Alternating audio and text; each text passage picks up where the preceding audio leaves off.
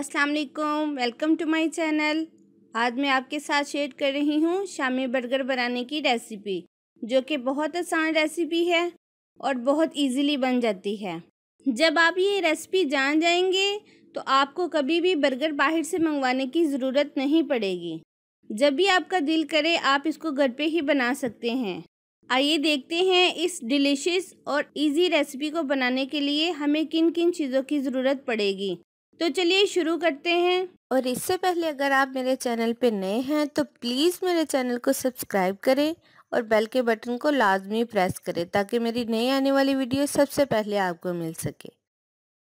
सबसे पहले मैंने लिए हैं 3 अदद बर्गर बन और साथ में 3 अदद शामी टिक्कियाँ, जो मैंने पहले से बना के फ्रिज में रखी थी।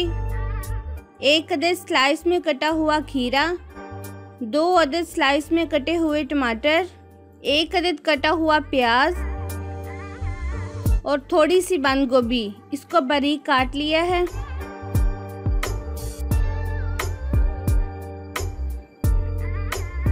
चार अदद अंडे और मायोनीज, ग्रीन चिली सॉस और टमाटो केचप। सबसे पहले एक अंडे को तोड़ के अच्छी तरह फेंट लेंगे।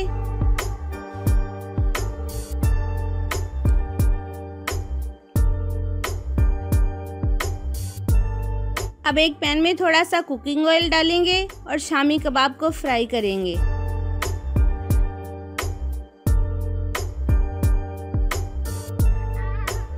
शामी कबाब फ्राई हो चुके हैं। अब हम इनको निकाल लेंगे।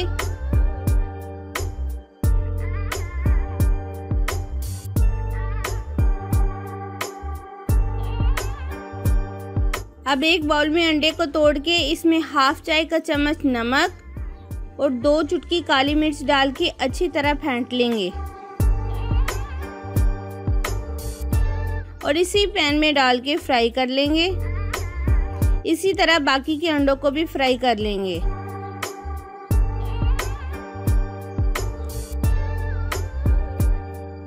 अब हमने जो बर्गर बन लिए हैं इनको भी हल्का सा ऑयल लगा के सेक लेंगे। अब चलते हैं बर्गर की तरफ। सबसे पहले बन के ऊपर रखेंगे सलाद के पत्ते और फिर मज़ेदार शामी कबाब। अब इसके ऊपर डालेंगे टमाटो केचप और फिर डालेंगे बारीक कटी हुई बंद गोभी और कटे हुए खीरे के स्लाइस रखेंगे। फिर इसके ऊपर रखेंगे कटे हुए टमाटर के स्लाइस और ऊपर डालेंगे ग्रीन चिली सॉस